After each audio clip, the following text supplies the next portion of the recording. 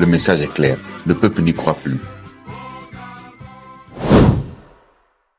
Une nation qui veut aller de l'avant doit avoir le courage d'interroger son parcours. Vous connaîtrez la vérité et la vérité vous rendra libre.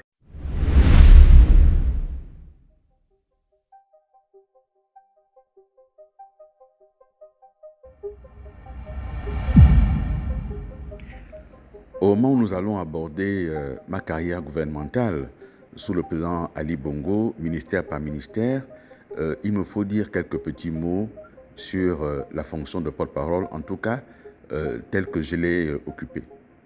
D'abord, lorsque je vais au gouvernement en septembre 2015, je suis remplacé par trois personnalités à la fonction de porte-parole. Trois personnalités qui me remplacent en même temps. Il s'agit de Éloi Zondo, de Yves-Fernand Manfumbi et de Étienne Massard. Tous trois sont nommés porte-parole de la présidence de la République.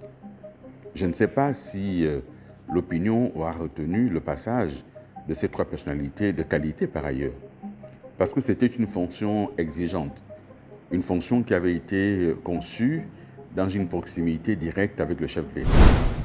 Mon travail ne consistait pas seulement à dire à la nation ou à l'opinion internationale la vision, la pensée, la parole du président. Mon travail consistait également à relayer cette parole présidentielle, consistait avec d'autres à travailler à la conception, l'élaboration de ces discours, à travailler avec d'autres à l'accompagner pour dire ces discours-là, notamment les grands discours à la nation. Mais c'est aussi un travail de veille média. Je coordonnais donc la veille média. J'avais sous mon autorité un certain nombre de prestataires, dont certains spécialistes des réseaux sociaux, d'autres de la presse internationale, d'autres de l'élaboration des éléments de langage. J'avais donc à coordonner cela, en plus des collaborateurs placés sous mon autorité directe dans mon cabinet. J'avais aussi, lorsqu'il s'agissait d'éléments techniques, à travailler avec les sectoriels. Lorsqu'il s'agissait de traiter des questions de dette ou de budget, je me déplaçais rencontrer les ministres qui s'en occupaient. Ministre du budget, ministre de l'économie. Lorsqu'il s'agissait de faire le point sur l'évolution de certains chantiers, j'allais voir les ministres directement. Et ceci a amené un certain nombre de membres du gouvernement ou de leurs collaborateurs parfois à s'épandre un peu dans la ville. Ah, mais ce que Alain Claude a raconté là, ce qu'il a dit, mais vous savez, c'est nous qui avons fait cette fiche. Ah, mais tel et tel. Mais c'est ça en réalité le travail de porte-parole. Le porte-parole n'invente rien. Il n'imagine rien. Il dit des choses. Et s'il a mené à dire des choses, c'est parce qu'un choix a été fait de le mettre lui au devant de la scène. Mais ce qu'il vient dire à l'opinion émane des départements sectoriels. Je crois que c'est un élément que nos compatriotes doivent comprendre de plus en plus et de mieux en mieux. Le porte-parole n'invente pas, il dit les choses. S'en prendre à un porte-parole, ça a été mon cas hier, c'est le cas de ceux qui le sont aujourd'hui, n'a pas beaucoup d'intérêt. Parce qu'en réalité, derrière le porte-parole se trouve celui pour qui il s'exprime. Oui, il y avait ce travail-là. Il y avait aussi le travail parfois ingrat. Parfois ingrat de devoir éteindre les incendies. Les incendies qui étaient parfois provoqués par nous-mêmes, par nos incohérences, par nos façons de faire. Et il arrivait que le président me réveille en pleine nuit. Alain Claude, est-ce que tu as entendu ceci? Est-ce que tu as entendu cela? Il faut faire quelque chose. Il arrivait aussi que je sois réveillé par un collaborateur du président. Et à ce moment-là, je ne prenais pas directement la parole parce que j'avais besoin de m'assurer que ce que j'allais dire venait du président directement. Et lorsqu'il n'était pas joignable, on attendait au lendemain. Parce que quelques erreurs ont été commises. Il m'est arrivé de donner des chiffres, mais des chiffres qui n'étaient pas justes. Des chiffres qui relevaient de la volonté de certains ministres à embellir leur bilan. Ainsi en a-t-il été, par exemple, la question du logement. Lorsque des compatriotes se sont plaints de ce que l'engagement, la promesse des 5 000 logements n'avançait pas, il m'est arrivé de dire que non, nous avons construit tant de logements. Mais vérification faite, ce chiffre que j'avais indiqué n'était pas tout à fait exact. Le ministre avait embelli les chiffres, ou ses collaborateurs avaient embelli. Et donc, une des expériences également, ça a été d'être amené finalement à aller sur site, in situ, pour m'assurer de ce que j'allais pouvoir dire. Ça a donné parfois l'impression à l'opinion que je mêlais de tout. que je mêlais de l'action du gouvernement. Non.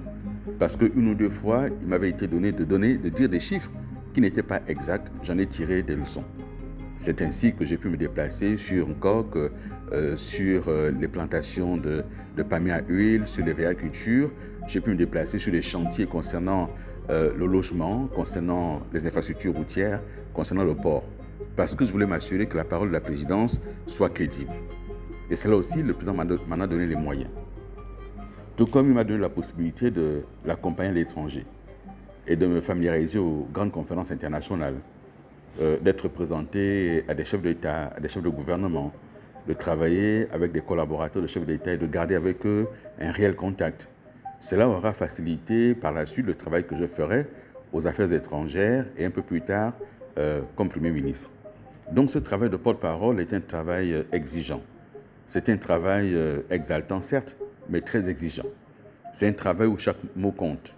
C'est un travail où parfois il faut pouvoir dire des choses, peut-être même les édulcorer quelque peu. Lorsque, par exemple, le président me dit écoute, par rapport à telle situation, voici ce que je veux que tu ailles dire. Parfois, j'ai trouvé que c'était brutal de dire comme cela. Et on prenait du temps. Lorsque j'évoque les déjeuners qu'on avait avec le président, c'était des déjeuners de travail. On prenait le temps d'examiner la situation. Sur tel aspect, quel est le meilleur angle d'attaque? Sur tel autre aspect, qu'est-ce qu'on peut dire? Sur tel autre aspect, est-ce qu'il vaut mieux ne pas dire ceci ou le dire comme cela? Cela aussi, ça a été des moments très exigeants.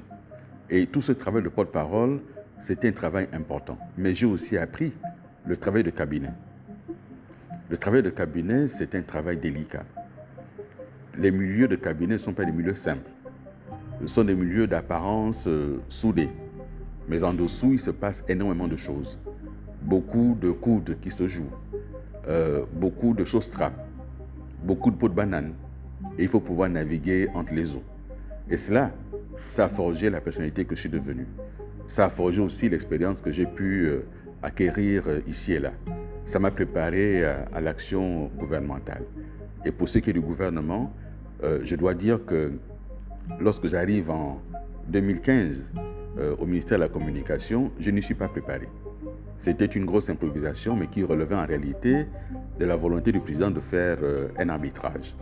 La cohabitation était devenue quasi impossible entre son directeur de cabinet Mexan Akombesi et moi, et l'arbitrage a été fait parce que c'était devenu très très difficile de travailler tous les deux à la présidence de la République au même moment. Nous lutterons pour toi toute notre vie, nous lutterons pour toi toute notre vie.